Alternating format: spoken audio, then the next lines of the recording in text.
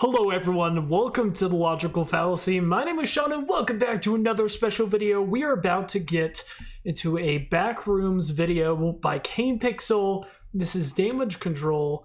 And I want to say Kane Pixel has this very prevalent habit of uploading his videos at like 5 o'clock in the morning or like 1 o'clock in the morning. So yeah, I saw this came out literally at 5 o'clock last night and I saw it. I was like, I'm not going to react to it right now because I need to sleep and I've got work. So here we are, a little bit late to this upload, but I'm excited. So this is called damage control. So I'm guessing this is going to be the aftermath of the shooting from Reunion. So let's get into it.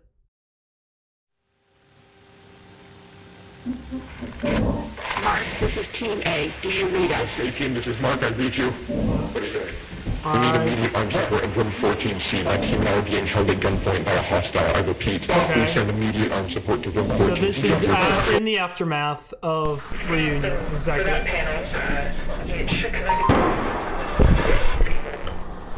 There it is. Who's that? Not exactly what I think,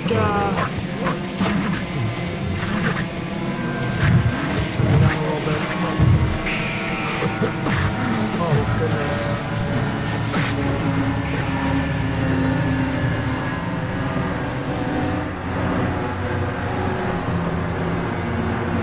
Did it change?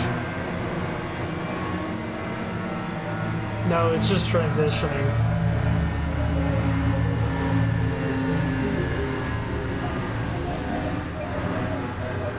Okay, so he's running away.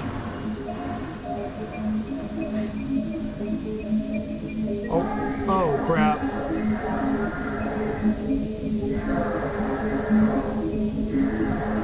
Uh-oh.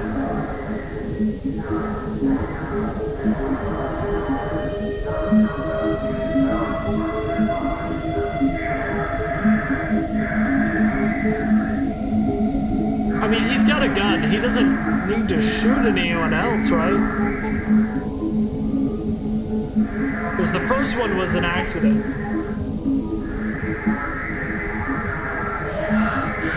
But I think he's losing his mind a little bit, which, to be fair, is understandable being in a place like that for...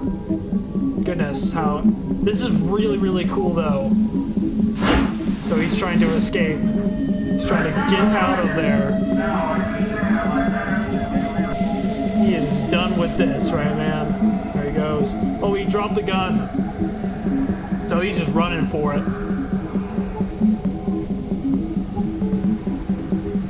And he's being chased. Wait, why did he drop the gun? I guess to run faster? That's interesting. Oh. There we go.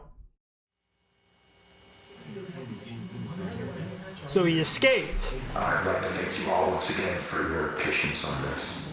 It has been a stressful 15 hours for all of us here, and while he cannot currently be with us, Dr. Beck sends his apologies regarding the numerous inconveniences caused by our decision to keep you here overnight. Now, it appears that the situation has reached a point of some... It's so freaky, like, just looking at the sky, because it's not like a super abundant visual in this landscape of the Backrooms. So it's interesting, why is Kane Pixel showing the sky here, I wonder? Perhaps that's showing, like, that guy finally escaped. Interesting. Stability. We're still looking into a few things, but I feel that we can now properly address what occurred without running into speculation.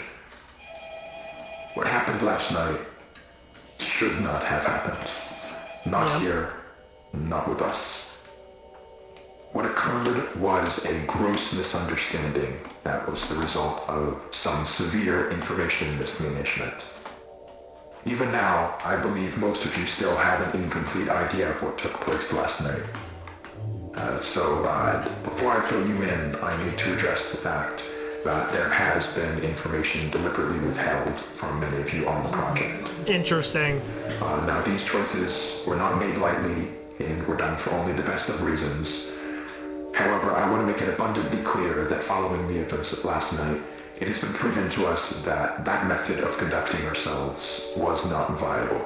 More transparency, man. So, I'm coming to you now to correct this mistake and begin delivering the authentic order of events as we understand them.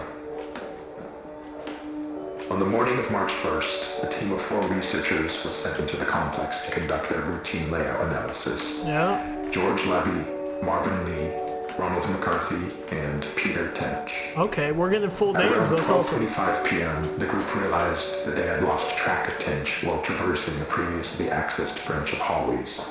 As you'll recall, this prompted an immediate withdrawal of response back to standard, followed by several days of significant search efforts. Yeah. However, those ultimately yielded nothing, and as far as any of us were concerned, Tench had simply vanished, leaving no physical trace. So they basically presumed him to be dead. Reasons, that wasn't something that we could disclose to the public. So roughly 2 weeks following his disappearance, our security team was forced to put together a more acceptable cause of death that would keep attention away from this institute and provide closure to the family. Interesting. So that is all close to common knowledge, I presume. Not all of you were with us at the time of the incident. However, you're certainly aware of the effects it has had on our internal procedures. They faked a car accident to cover the death, or presumable death, of one of their members. Because they didn't want that getting out, that they were obviously doing these experiments. So, that's interesting. And I guess I wonder why. I know that's not the same car that's in the Backrooms. Obviously, I don't think so. But that's cool. I love the world building here. Just the absolute, like, the fact that this guy's being very, like, professional, and this seems like such a well-written scene right here, because it's like you can almost hear this from like an actual spokesperson from the company. Like, this is something that you could possibly actually hear from like a government meeting, you know, at least something that you'd imagine in your head being realistic. So it's cool that Kane Pixel has like such a mind for world building like this, where it's so accurate, you know, almost well researched, obviously, but also there's just this general world building. Even though all of this is fictitious, there's still like, it's still believable, and you can still bring yourself into it, and you're not like being pulled out by this. And it's elements like this that are really, really good, and I love these videos because of it. So the past few months.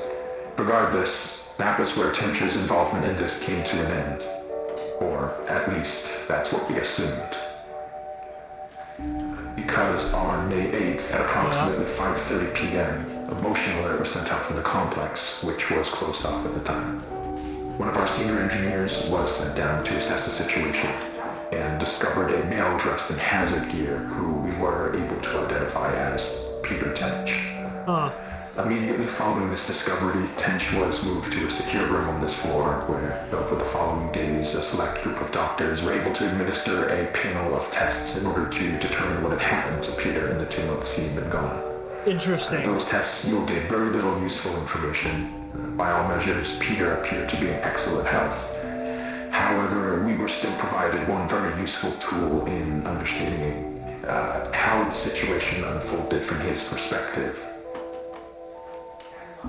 Some of you may recall that on the day of his disappearance, Tench was his team's designated camera operator. Yep. Well, when we recovered him, he still had that camera in his possession. Interesting. And, in fact, had documented the entire ordeal. The footage will be presented in its entirety later today. However, for the purpose of this discussion, I will only be highlighting key events.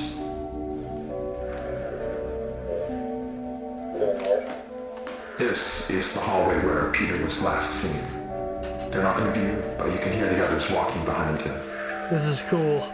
Now, as he approaches the branch on the right here, pay close attention to the audio. Guys, can you hear this?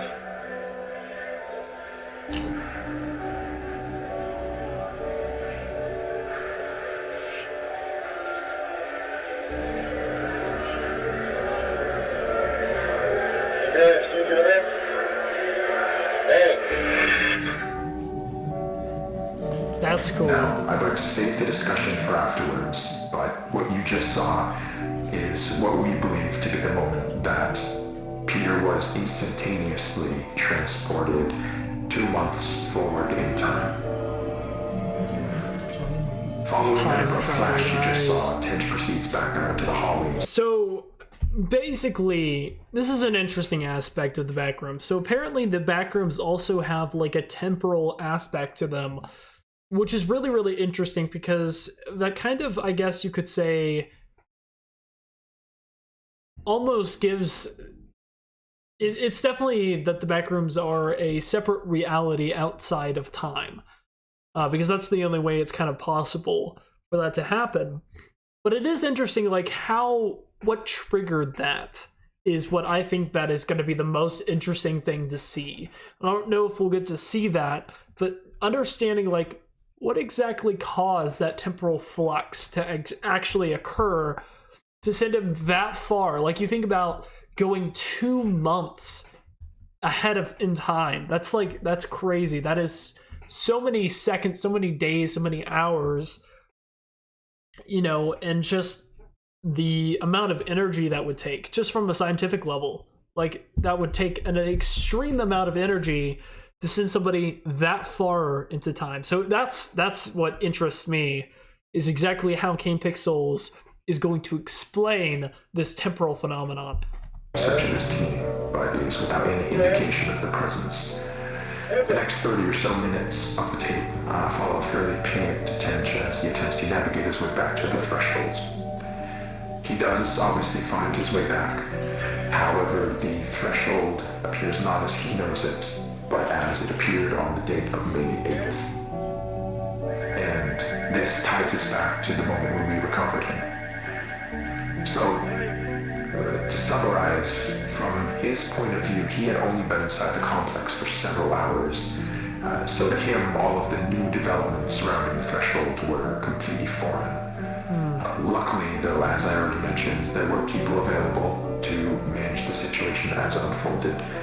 And over the course of the following days, we were able to properly sit down with Peter and work with him to gain a collective understanding of what had happened. However, there was still the very significant fact that Mr. Tench was considered legally deceased as a result of the cover story, and reversing that would be no easy feat.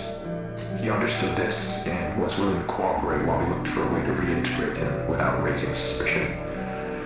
Unfortunately, though, that process ended up taking quite a bit longer than we had anticipated, and all the while Peter was sucked out here waiting idly by.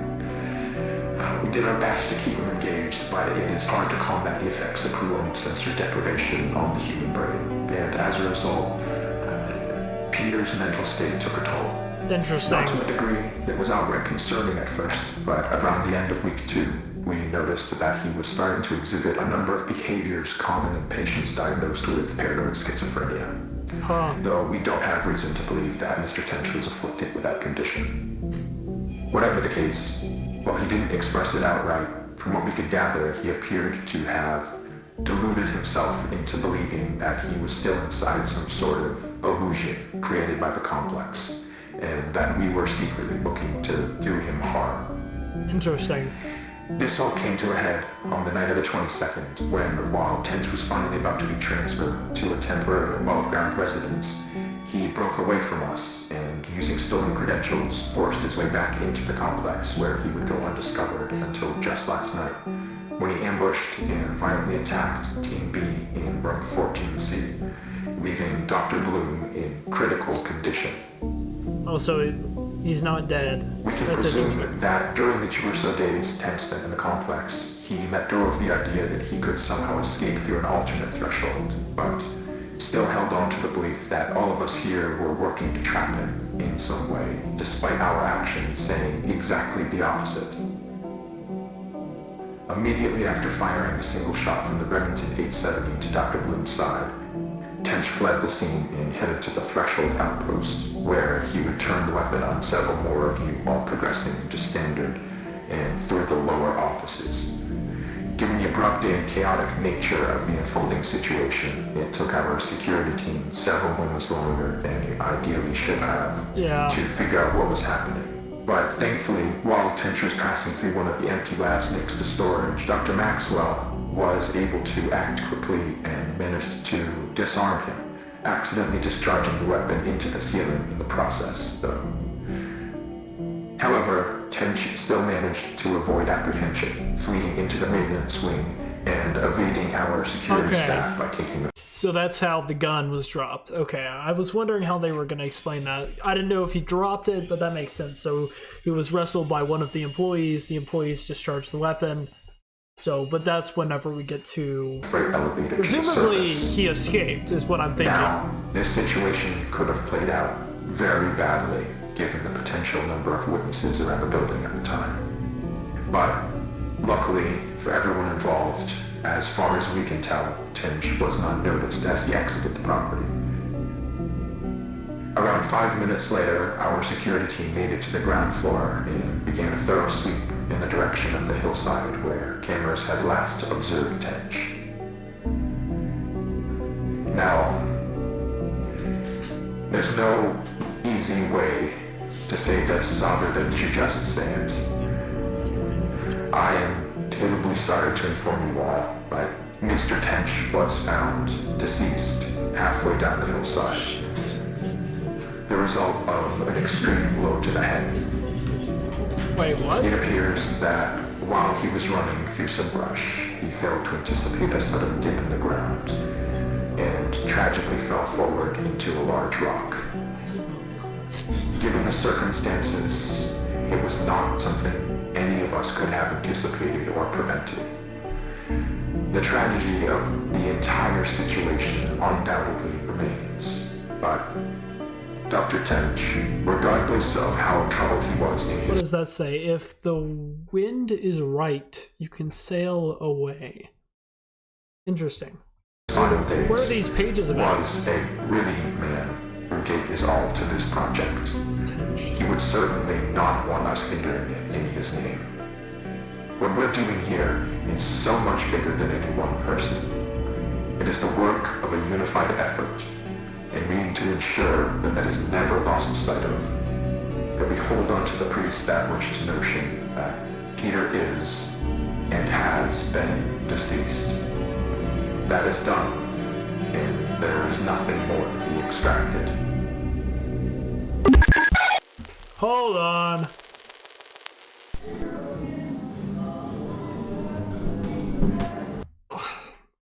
You know, whenever a secret government organization tells you, hey, you know, someone was brutally shot by this employee that we kept locked away because we already told everybody that they were dead, because if we found out that they had, you know, been gone for 2 months and came back, then that would cause a lot of problems for us. And then magically they escape and then end up in a freak accident.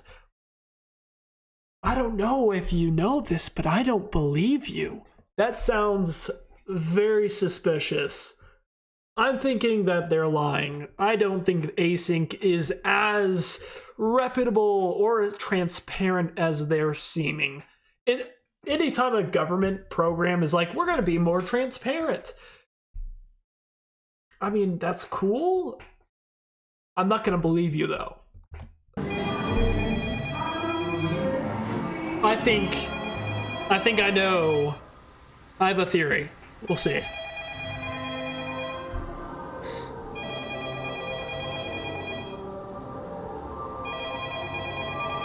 Interesting. Is that the Backrooms?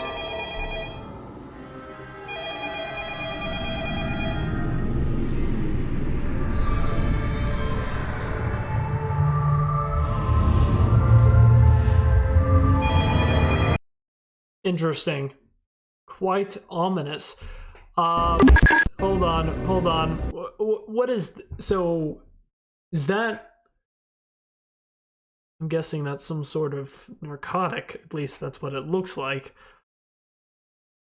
Hold on. We're gonna go nice and slow through this section real quick. Let me just slow down just a little bit. Okay, that was not slow enough. I'm curious about this scene right here.